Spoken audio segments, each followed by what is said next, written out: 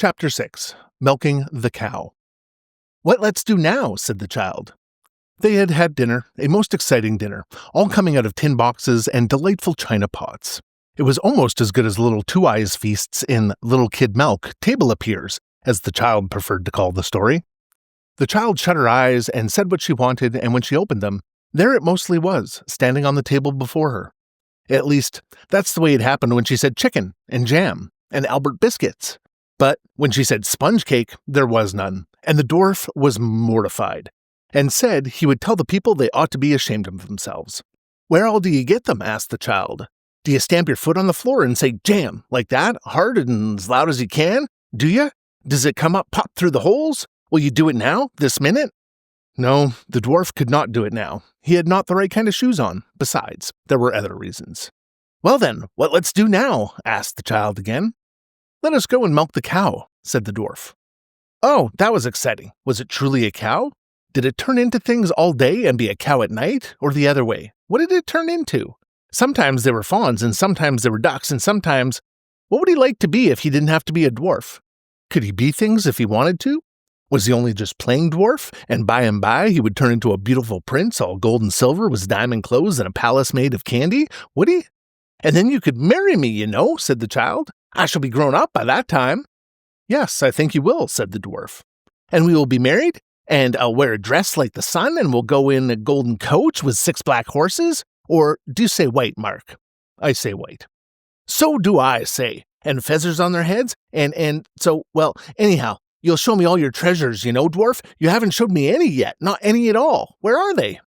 "I haven't but one," said the dwarf, "and that I stole." "Really stole it? But stealing's wicked, don't you know that? Can dwarfs do it? Mans can't unless they're bad, and dwarfs like mans at all much, Mark?" "Not so much, Snow White. But after all, I did not steal my treasure, I only found it." The child was greatly relieved. That made it all right, she assured him. Always everybody could keep the things they found, though of course the wicked fairies and dragons tried to get the treasure away. She cited many cases from the fairy books, and the dwarf said he felt a great deal better. "Tell me about it," she urged. "Tell me that story what you said you knew. You haven't told me any story at all yet, Mark." She looked at him with marked disapproval. "It isn't the way they do," she explained. "Why, when the bear came to Snow White and Rosy Red's house, he told them stories all the time till he turned into a prince." "Yes, but I am not a bear," said the dwarf, "and I am not going to turn into a prince, you see.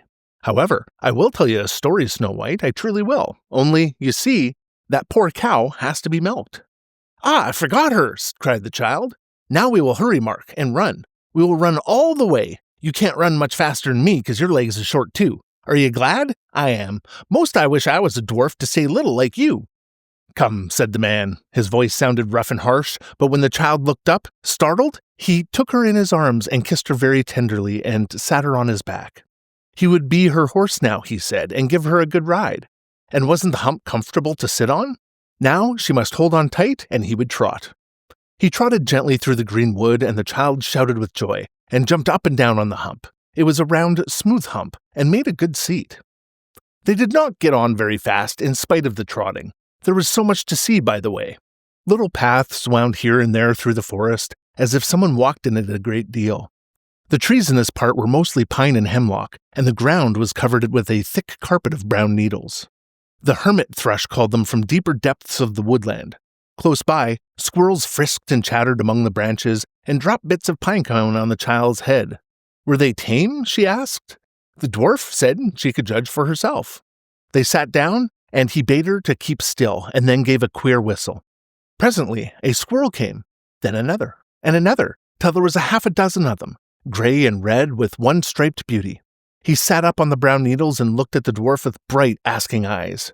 He took some nuts from his pocket, and then there was a scramble for his knee and his shoulders, and he fed them, talking to them the while, their whisking tails and cocking their heads, and taking the nuts in their paws as politely as possible.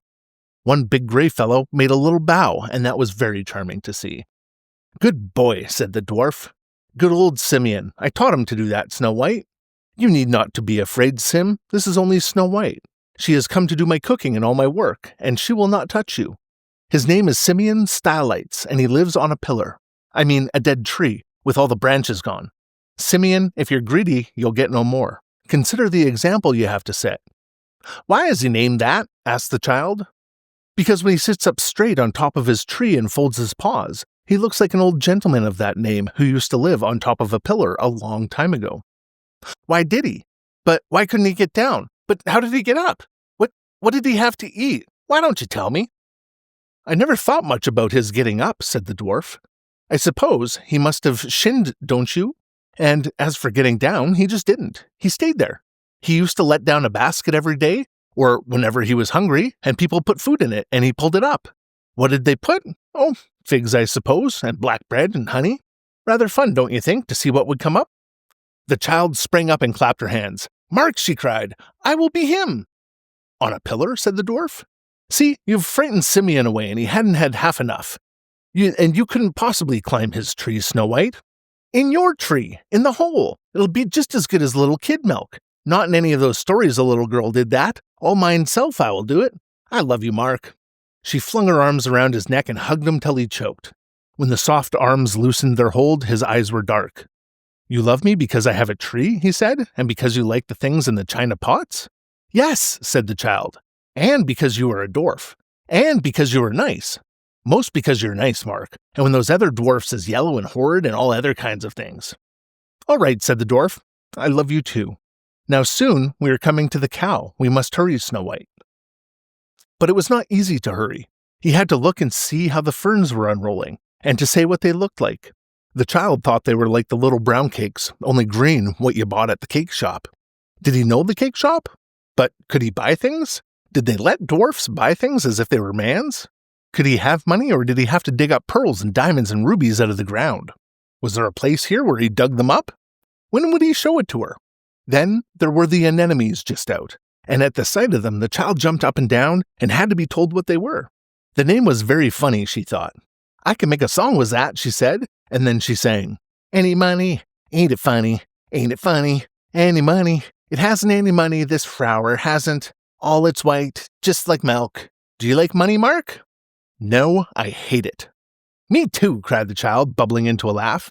In my bank I had lots and lots of money, and the man with the black shirt said about the poor children, and so I took it out, gave it to him, and then they said I couldn't have it back. Who said so? Said the dwarf. Miss Tyler. Well, but so I said I would, and so she punished me, and so I beat her, and then she said to stay in my room, and I runned away. Are you glad I runned away, Mark? Very glad today, Snow White. I don't know how it will be tomorrow. But tell me what you wanted to do with your money. It appeared that the child wanted to buy candy, and a pony, and a watch, and a doll with wink eyes and hair down to her feet, and a real stove, and a pop gun, and what was this place? The wood broke open suddenly, and there was a bit of pasture land with rocks scattered about, and a little round blue pond, and by the pond a brown cow grazing. At the sound of voices, the cow raised her head, and seeing the dwarf, lowed gently and began to move leisurely toward him. The child clapped her hands and danced. Is she saying hurrah? She cried. Did she love you? Do you love her? Is she, her voice dropped suddenly, is she real, Mark?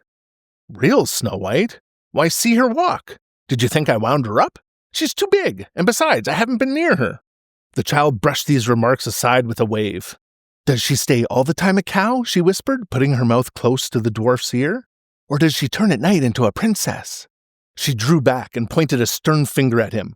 Tell me the truth, Mark. The dwarf was very humble. So far as he knew, he said, she was a real cow. She mooed like one, and she acted like one. Moreover, he had bought her for one. But you see, he added, I don't stay here at night, so how can I tell? They both looked at the cow, who returned the stare with unaffected interest, but with no appearance of any hidden meaning in her calm brown gaze. I think, said the child after a long searching inspection, I think she's only just a cow. I think so too, said the dwarf in a tone of relief. I'm glad, aren't you, Snow White? I think it would be awkward to have a princess. Now, I'll milk her, and you can frisk about and pick flowers. The child frisked merrily for a time. She found a place where there were some brownish common-looking leaves, and stepped on them just to hear them crackle. There was a pink flush along the ground, and lo, a wonder of mayflowers. They lay with their rosy cheeks close against the moss, and seemed to laugh out at the child, and she laughed too, and danced for joy, and put some of them in her hair. Then she picked more and made a posy, and ran to stick it in the dwarf's coat. He looked lovely, she told him, with the pink flowers in his gray coat. She said she didn't care much if he never turned into anything. He was nice enough the way he is, and the dwarf said it was just as well, and he was glad to hear it. "And you look so nice when you smile in your eyes like that, Mark. I think I'll kiss you now." "I never kiss ladies when I'm milking," said the dwarf. And then the child said he was a horrid old thing, and she wouldn't now anyhow, and perhaps wouldn't ever at all in her life, and anyhow, not until she went to bed. By and by, she found a place on the ground that was wet, near the edge of the pond, and she could go pat, pat, pat with her feet and make smooth, deep prints. This grew more and more pleasant the further she went, till presently the water came lapping cool and clear over her feet.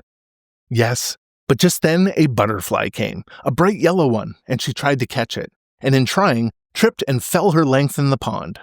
That was sad indeed, and it was fortunate the milking was ended just at that time, for at first she meant to cry hard, and the only thing that stopped her was riding home on the dwarf's hump, dripping water all over his gray velvet clothes. He didn't care, he said, so long as she did not drip into the milk.